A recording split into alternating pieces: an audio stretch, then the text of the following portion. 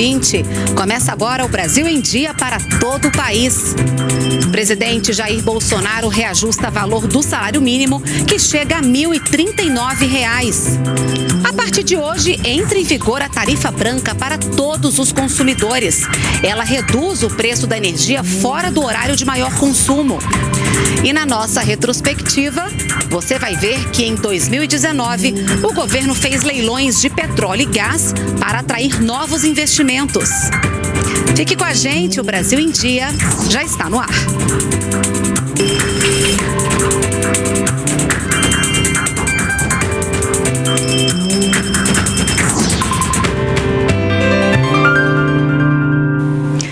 São 9h45, estamos ao vivo também pelas redes sociais.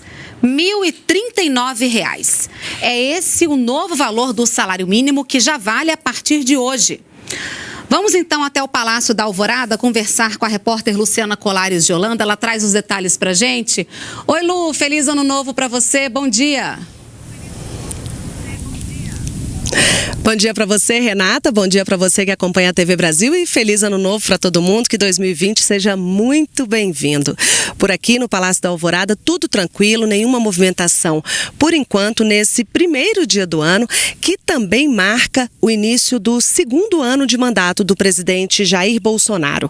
E como você disse, o salário mínimo este ano vai ser já está valendo, né, de R$ 1.039, com um reajuste de 4,1%. O valor veio acima do previsto anteriormente pelo governo. Vamos ver na reportagem. O presidente Jair Bolsonaro antecipou a volta da Bahia nesta terça-feira. E na véspera de Ano Novo, Bolsonaro se reuniu no Palácio da Alvorada com o ministro da Casa Civil, Onyx Lorenzoni, e assinou a medida provisória com o novo valor do salário mínimo para 2020. Pela primeira vez na história, o salário mínimo vai ultrapassar a faixa de R$ 1.000. O valor de R$ 1.039 representa um reajuste de 4,1% em relação ao mínimo atual de R$ 998.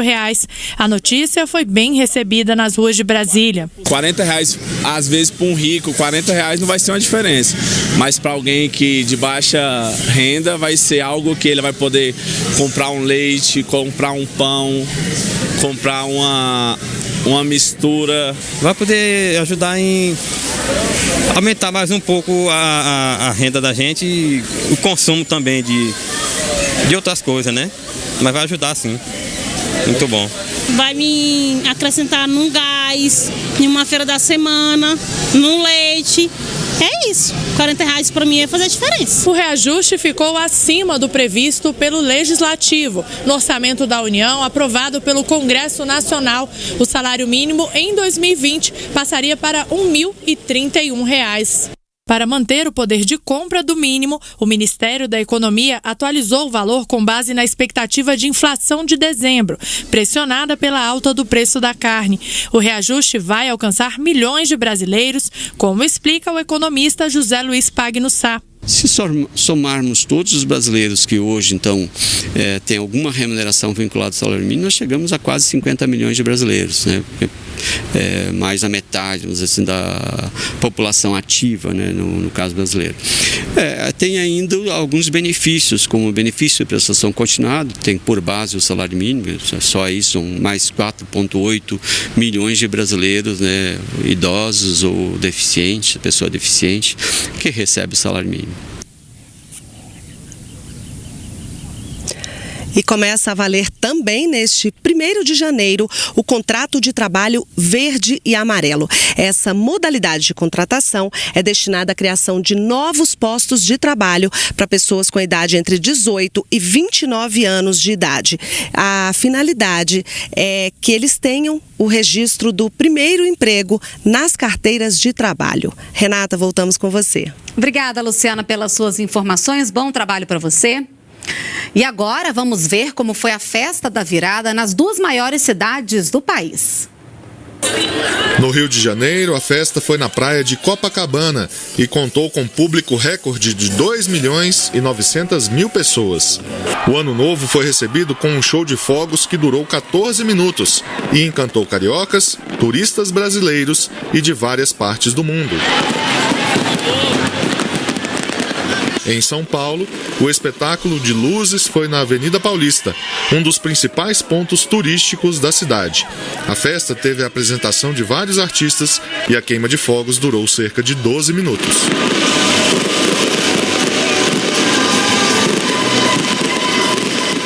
Bonito, né? E olha, a partir de hoje entra em vigor a chamada tarifa branca para todas as residências, comércios e pequenas indústrias. Ela reduz o preço da energia fora do horário de maior consumo. A conta de luz sempre pesou no orçamento do empresário Samuel. Em média, ele gastava R$200 por mês. Com a troca de alguns aparelhos, como a geladeira e as lâmpadas, o consumo diminuiu, mas a conta ainda está salgada. Abaixou, mas não abaixou o que a gente queria, né? Tá uma média de 118, 110, 130, depende do mês, se às vezes está naquela bandeira vermelha lá, aí não tem o que fazer, mesmo você economizando bastante, ainda não abaixa. Para ajudar consumidores a economizar, a ANEEL, Agência de Energia Elétrica, criou a tarifa branca, um regime de preço que pode garantir economia na conta de luz. O valor da conta varia dependendo do horário e do dia da semana. Se todos os consumidores concentrarem o consumo nesse horário de pico, a rede precisa estar muito dimensionada para aguentar e às vezes até acontece uma queda.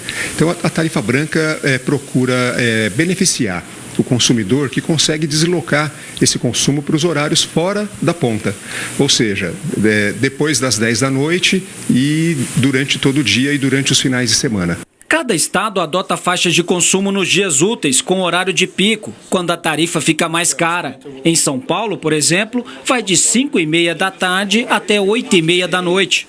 O cliente economiza quando concentra a maior parte do consumo nos horários fora desta faixa.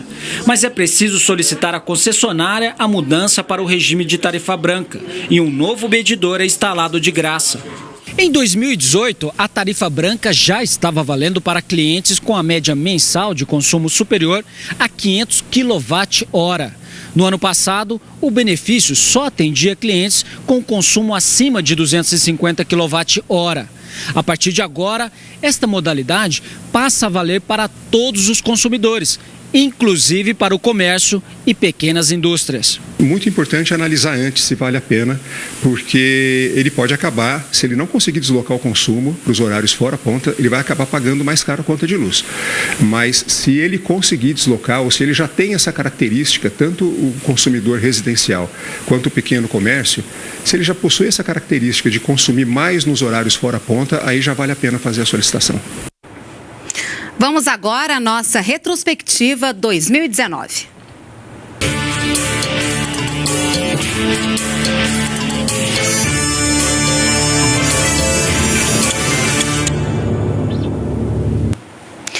Atrair novos investimentos e criar um ambiente de mercado com mais concorrência foram destaque no setor energético. Em 2019, o governo fez leilões de petróleo e gás e criou o programa Novo Mercado de Gás.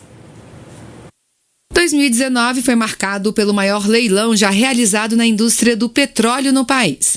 Na licitação de 4 áreas do pré-sal na Bacia de Santos, que faziam parte da seção onerosa, ou seja, do excedente do volume de petróleo e gás que a União cedeu à Petrobras, 2 foram arrematados.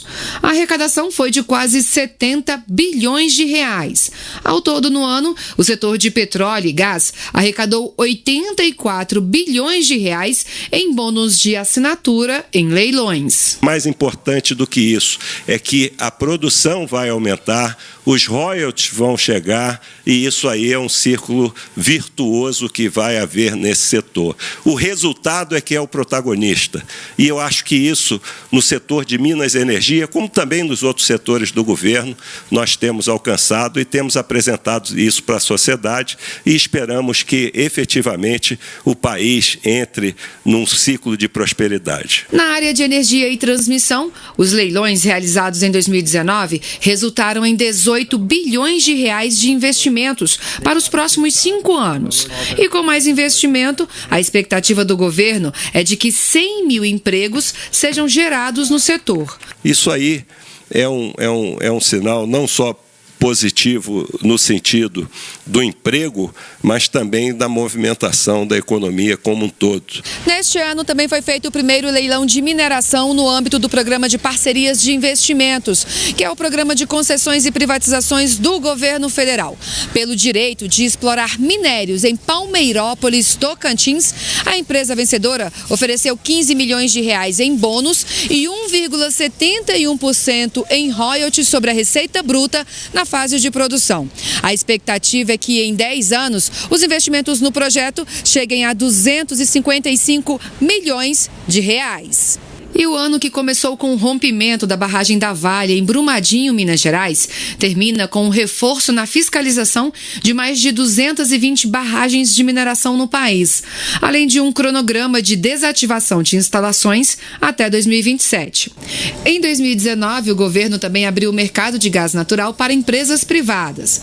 Antes, toda a cadeia produtiva do combustível, muito usado na indústria e em termoelétricas, era controlada pela Petrobras. A ideia do governo é que a competição leve à queda nos preços. O gás natural é insumo para petroquímica, para petróleo, para plástico. Então, se nós conseguirmos realmente derrubar isso em 40%, estima-se uma possível reindustrialização que pode chegar até 8% do PIB em até 10 anos após essa queda no preço da energia e da indústria básica. E olha, em 2019, uma das principais missões da Advocacia Geral da União foi recuperar o dinheiro desviado dos cofres públicos pela corrupção.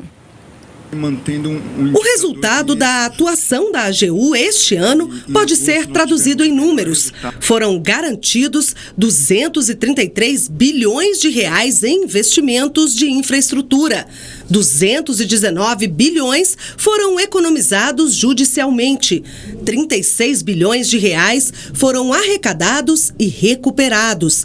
E há ainda 7 bilhões e meio de reais a serem pagos em acordos de leniência. Somando tudo, o impacto econômico da atuação da AGU ultrapassa os 496 bilhões de reais. De acordo com o advogado-geral da União, André Mendonça, o trabalho foi reforçado com a criação de equipes especializadas, medidas de conciliação e inovação para resolver os entraves jurídicos. Nós superamos as nossas expectativas em termos de resultado. Então, é um balanço positivo. Eu acho que a instituição ela sai fortalecida nesse ano em função dos serviços prestados ao Brasil, com um grande impacto financeiro, social, fiscal, positivo para a nação brasileira. Os acordos de leniência, quando as empresas admitem e pagam pelos seus crimes em troca de redução de penas, são hoje, segundo o ministro da AGU, o maior instrumento de combate à corrupção. E para recuperar cifras bilionárias para os cofres públicos, a AGU atuou em conjunto com a Controladoria Geral da União. E para o ano que vem, a meta é passar dos 20 bilhões de reais arrecadados só com os acordos. A previsão ano que vem é que a gente aprimore essa política da leniência, fruto dessa experiência que a CGU tem junto com a Advocacia Geral da União, para também produzir uma alavancagem nas investigações. O Brasil em Dia termina aqui. Você pode nos acompanhar também pelas redes sociais. Fique agora com as imagens da virada do ano. Um ótimo 2020 para todos nós. Nos vemos amanhã. Tchau, tchau.